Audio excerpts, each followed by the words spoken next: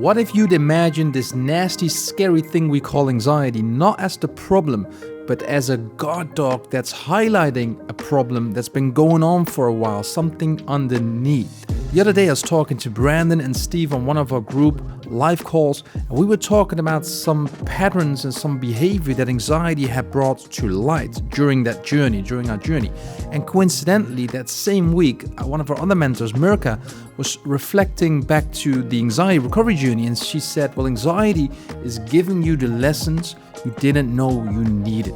Because if something's going on underneath the surface, we might not actually notice it until anxiety is showing up and forcing us to look at these things. It can be a catalyst to cure it, even though it's very uncomfortable naturally. Much like how sickness is the body's way of healing, right? It's uncomfortable, but when there's too much of a disbalance, sometimes a balance is forced. Today, I'm going to talk a little bit about that, and I'll share with you the 4 unproductive patterns that most people with anxiety have that you can see for yourself and bring to awareness so you can make a change. And just a little disclaimer on this, knowing and understanding these things won't necessarily get you out of the anxiety cycle, but it can help a lot just to understand them and kind of boost your recovery while also not, creating this unnecessary stress.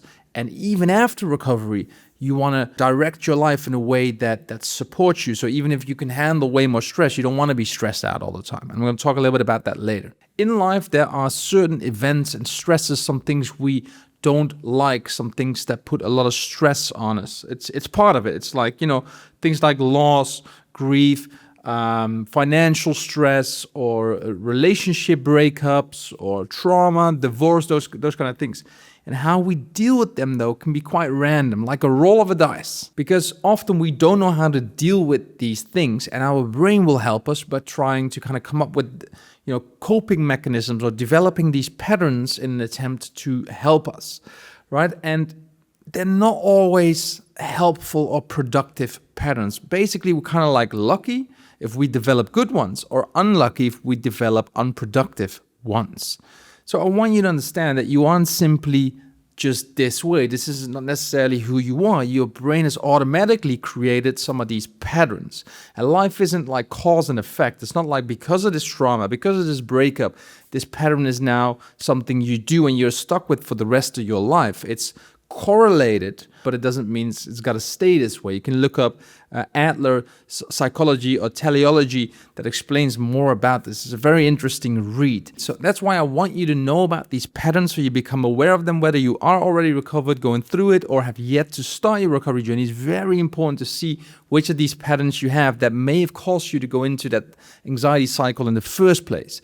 And again, anxiety will kind of force you to start working on these things. So understanding them is very important. There's 4 meta patterns, so overlapping patterns that we see with people. I'm sure they're going to resonate a lot, so let me share them with you. The first one you'll surely recognize, it's avoidance, right? Avoidance is something that happens when we've gone through something so overwhelming or so painful that the brain naturally will want to say, I don't want that again. We're going to avoid it. It's a protection mechanism, a protective mechanism, right? It makes a lot of sense. Because the brain will learn that's not good, that's dangerous, so let's not go there. And it, could in lots of ways really help us. For example, when you've been through a burnout, you may avoid challenges, or you avoid taking on stress in its entirety, right? Or when you want to avoid rejection, or you avoid conflict, you start to people please, right? Or when there's maybe been a health scare in your life, you avoid certain food, or you avoid your medical appointments just because you don't want to have that bad news again. Right, and obviously with panic and anxiety, it's very common where we have maybe we've had a panic attack in the car, for example, and we stop driving on the highways because on the highways we got that first panic attack, right? Or if we were alone when we had our first anxiety, then maybe we'll avoid being alone. That all makes a lot of sense, doesn't it? And for all these patterns, there is a trade-off that I want you to know about. And the trade-off for the behavior of avoidance is that we get short-term relief. And we trade that for long-term growth. Avoidance doesn't necessarily teach us to cope with something and to deal with it and to grow. And the case with anxiety, obviously, with avoiding anxiety is long-term sensitization, because by avoiding, we teach the nervous system to stay on this high alert state. We teach it to stay sensitized. The second meta pattern is over control. And I recognize this a lot within myself, is the need for control, for certainty. It's very, very common with people with anxiety, right? Because all of a sudden you cannot trust your own body any longer, right? All of a sudden you get panic attacks, or you get sweaty, you get heart palpitations, intrusive thoughts, OCD symptoms, whatever. You cannot trust your own mind and body. So naturally you want to, apply more control to it. When we lose control, we tend to want to have more of it, right? So we start to apply this forced control on it. For example, when you have health anxiety, you may start scanning your body a lot, Googling a lot, analyzing a lot, going to doctors a lot, just to have that sense of control. And as long as you keep checking, everything should be within control, right? Or when you've experienced a sudden loss, like I did when I lost my parents, you may start to constantly plan for worst case scenarios, or check in on loved ones all the time. And I remember right before my first panic attack, right before my stress bucket overflowed, I was very afraid of terrorist attacks happening. And I was very afraid of losing another loved one like that, just all of a sudden. So I started texting my girlfriend and saying every time you get to work and every time you get back home, you need to let me know. So I was trying to control, make sure nothing would happen to her just by her letting me know and everything and worrying about it a lot. And obviously doing so, I trained my nervous system to become more alerted, which led to my first panic attack, right? It all makes kind of sense that way. What is the trade-off in that behavior? Control can give us the feeling of responsibility, a feeling of temporary safety or predictability that could help us relax our nervous system a little bit. But over time, it increases anxiety because you're trying to control something that doesn't want to be controlled, that doesn't let itself be controlled. You cannot control your nervous system, especially not your survival mechanism, because it's there to override rational thinking. It's there to keep you safe. You cannot turn it on and off, basically, right? And it also makes you dependent on things to go exactly right or work out an exact way for you to feel this way. And I absolutely love this Tony Robbins quote. He goes, "The quality of your life is in direct proportion to the amount of uncertainty you're willing to experience." Because we all need certainty. It's a basic human need that we have. But too much of it can make life predictable and boring, right? No adventure. Think of a relationship, where you know exactly what to expect, where the routines are the same. It doesn't sound like a passionate relationship, does it? The third meta pattern is overthinking or ruminating. Obviously, this is also a very common one because the brain has this need to problem solve, to figure everything out. And once again, that's not a bad thing. It's quite natural, because often when we have a problem, the brain will come up with a solution and then we do it, right? But there's no overthinking when the problem is something that the brain can solve. Right? Think of it. If you have a problem, you think about it, you find an answer, you try it, you do it, right? The problem is solved. But with overthinking, most of the times it isn't a problem that the brain can solve. It's something, whether it's outside of our control or where we cannot think our way out of it because we don't know the answers, the brain gets stuck. It tries to protect us by thinking. It believes that thinking will create that safety for us. But we just tend to then get stuck, overthink and fuel it. It's within overthinking that we somehow mistakenly believe often that we can think our way out of it, that thinking can be the solution. It's like if you're afraid of death or if you're afraid of having cancer, then sometimes what we do is we think about it all the time as if that's actually going to prevent it from happening, as if thinking about cancer makes sure you don't get it, or thinking about death somehow makes you immortal.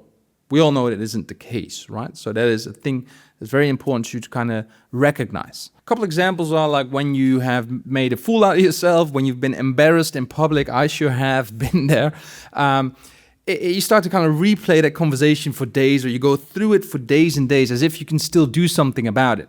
Or after a breakup, we keep analyzing what we did wrong, or we try to find that one thing we should have done differently. With anxiety, obviously, it's like researching, analyzing all the time to find that root cause of it, or trying to think your way out of anxiety, just thinking positively, those kind of things. Or it's like, thinking about the next panic attack all the time, as if that's actually going to prevent it from happening. And by now you probably know that thinking about panic actually can trigger it. So just being focused on it will actually increase your chances of having panic attacks. What is the trade-off in this behavior? The brain believes that thinking about these things protects you from them. It thinks we're actually problem solving where we aren't.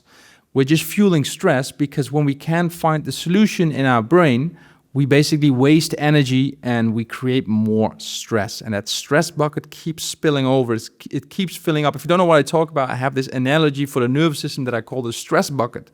It explains very well how this cycle kind of fuels ourselves, including this behavior. And I'll put the link to that YouTube video below. It's a very short video that'll make a lot of sense. The fourth meta pattern is self-pressure. It's a sneaky one, and it's very common with people in anxiety, because people with anxiety often are high achievers, right? It's the need to perform. It's the need to fix something. This has been very true to myself in my journey, where I was very hard on myself. I kept pressuring myself to do it right and to take action and do these things. And that's why I had to kind of learn the hard way about self-compassion, which is why I now teach that and help people learn about self-compassion through the program. Because that's basically the antidote for a lot of this behavior, to stop putting so much pressure on yourself that doesn't help us. After developing anxiety, this self-pressure may show up in the form of constantly checking your progress or forcing yourself to do exposure exercises every single day. If you don't know what I mean with exposure exercises, I have a video that kind of tells you whether or not that's helpful to do when you have anxiety. And the most common form of exposure that we know doesn't actually help for anxiety recovery. So if you're interested, go and watch that next. I'll put a link below. Another example of self-pressure is when you've always been the strong one, for example, right, or a role model, and you don't allow yourself to struggle. We see this often with people in like the law enforcement, or even with like men more often than women. We don't allow ourselves to feel this and to open up to other people about this. It's still like a little bit of a taboo where people don't want to kind of talk about it, and that puts more pressure on yourself. We also find perfectionism in this pattern. It's obviously the need to be perfect at everything. And we talk about that a lot in my program, because I used to be quite perfectionistic, as well as most people in the program. And basically what I've learned is that perfectionism is the lowest standard you can have. Because perfectionism often shows up this way, where we feel like we want to do something, but we need to be perfect at it. So when we didn't try it and we figure out we're not perfect, we're just going to not do it anymore. And the thing is, you cannot learn if you have to do it perfectly at the first try, because learning obviously comes from failing, from trying, from not being perfect at it. And anxiety recovery is a skill. And with all skills, it means you've got to practice. You suck at it at first and you get better. So that's why perfectionism can get in the way of recovery massively, because it prevents us from even trying, from starting and getting better, like building that muscle. You suck at first, then you get a little bit better, and before you know it, you can do it. And then maybe you still won't do it perfectly, to be honest, but then you can maybe classify yourself as a master of the things. Whereas we want to master it from the get-go, we often simply just don't try it. So what is the trade-off in this behavior? Self-pressure can look like discipline, it can look like strength or ambition, but there is a trade-off, because it can help us really like achieve things. It can help us create momentum and create some drive. But in the longer run, it can actually burn us down. It can actually prevent us from doing or giving ourselves what we need, which is something that self-compassion teaches you. So it can get in the way of growth, of progress, of even starting something. It just raises our cortisol levels and keeps us always on, right? So I want to ask you, I hope these 4 meta patterns make sense. And I want to ask you, what about yourself? Do you recognize yourself, your own behavior in some of these patterns? Because it can really help you change them, because the first step is, becoming aware of them in the first place. So on the screen, I'll put a couple of examples per meta pattern that I want you to kind of look for yourself. You can pause the video for a second if you want to take some time and go through each and every meta pattern with these examples and just see which ones you do. And not from a position of good or bad or whatever, or not to beat yourself up, that's self-pressure again, but just to see which patterns is anxiety maybe showing me, which patterns led me to get to this point. And I'm kind of like forced to change, which is for the good. Right, so they're on the screen right now. Just pause it for a second if you want to take another look. So when I was talking to Brandon and Steve the other day, we realized that anxiety brought to light a lot of these coping strategies or these patterns that weren't actually helping us. Like Steve, for example, he was talking about going on all these board meetings and being on boards of various organizations, and he loves it, but he was taking on so much. He was basically saying yes to all the things, whereas he feels like saying no is saying no to anxiety. But obviously we figured out like it's actually, would you say yes if you didn't have anxiety? Would you actually want to do these things? And it turned out he was just, doing way too many of these things to not let his friends down. He was pleasing them, right? And I remember also saying yes to a lot of things that I actually didn't want to do, that I should have said no to, or how I, as I said, try to control not losing any loved ones, or control not having anxiety or not making any mistakes. And this can all contribute to, as I said, the first time we had those anxiety symptoms.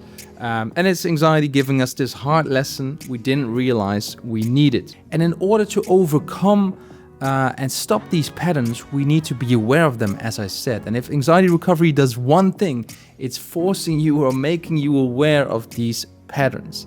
And life after recovery looks very different, obviously. You've learned so much about yourself and you know about these patterns, right? And stress doesn't spiral you into fight or flight all the time, which is pretty neat because you're no longer sensitized, right? And then you start look at your life often and you start to question yourself, like, what do I want? How do I want to live it? What are some things I no longer want to do? And if you fall back into unproductive patterns and habits again in the future, because life happens, it may, then it'll be anxiety symptoms bringing that to your awareness again. Then with your ability to respond properly to them, not getting trapped in it again, you can make a change or find that balance in your life again. And for that, anxiety is a good old boy. He's your guard dog.